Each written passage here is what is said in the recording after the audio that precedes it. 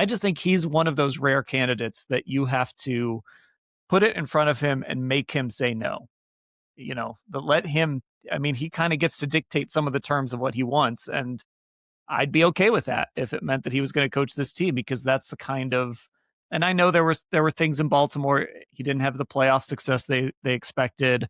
It certainly wasn't always perfect, but it would just take this franchise to another level if they hired a culture changer and just a guy who would be the face of your organization like that. Yeah, it really would. I think it would be amazing. I think he'd be just an excellent candidate. He'd be a great head coach here. I think he'd be a tremendous, tremendous fit. Once again, he's got those Cleveland roots. He's an Ohio native himself. He's from Toledo. He just has just sort of an Ohio vibe, basically.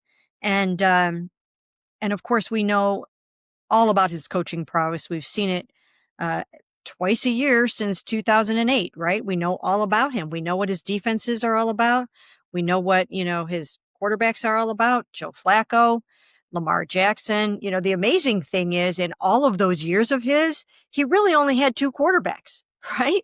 I mean, he's really only had two starting quarterbacks since 2008 for the most part in Joe Flacco and Lamar Jackson. That's amazing. I mean, the Browns go through two quarterbacks a game sometimes, right? I mean, they've been through, Kevin Stefanski started 13 quarterbacks just over the last 3 seasons. It took him, 5 in 2023 and to get to the postseason. Well, it took him 4 and then they started a fifth, I mean, these guys have had quarterback stability. So he would want that. He would want to know what the quarterback landscape is.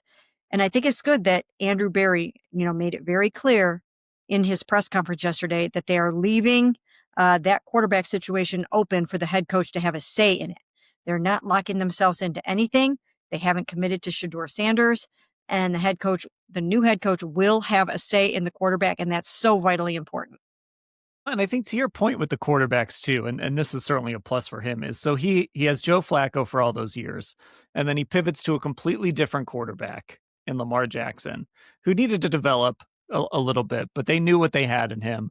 So then he goes out and hires Greg Roman, sort of changes that offense and builds it around this running quarterback. Then when Lamar Jackson gets to a point where obviously the passing catches up to the running, he moves on from Greg Roman, hires Todd Monken to bring in a more open system. And of course, Todd Monken is a guy that the Browns requested to talk to today, former Browns OC, as well as had a lot of college success, but brings in Todd Monken to sort of reconfigure that offense and open it up a little more now that Lamar, is able to run that offense a little more at the pro level. I just think that ability to hire people, in Seattle right now, their head coach, he came up, Harbaugh brought him in to run his defense, a few years ago. So he just knows how to put the right people in place for the most part. And he just sort of knows when we talk about CEO coaches, that's what he is. I mean, he is the ultimate CEO coach. And by the way, the Browns special teams would make a huge leap if John Harbaugh were this team's head coach. Yes, absolutely. 100%. We know that he came up through the special teams ranks. He worked under Andy Reid. So he's got a lot of great, great influences in his background. And he does have a nice coaching tree. And he also comes from an organization steeped in success. You've got Ozzie Newsome, who he worked with all of those years. And, they just know how to do things right. And they have consistently won. And he had, I think, 13 winning seasons. And yeah, I think he had 13 winning seasons. I mean, that says a lot right there. So there's continuity, there's winning, there's professionalism. And he is a leader of men. We have seen that over and over and over again. And that's what the Browns are looking for. They're looking for that leader. And I thought they had that in Kevin. I still think that they had that in Kevin. But again, it was just time for them they felt it was time to move on from that.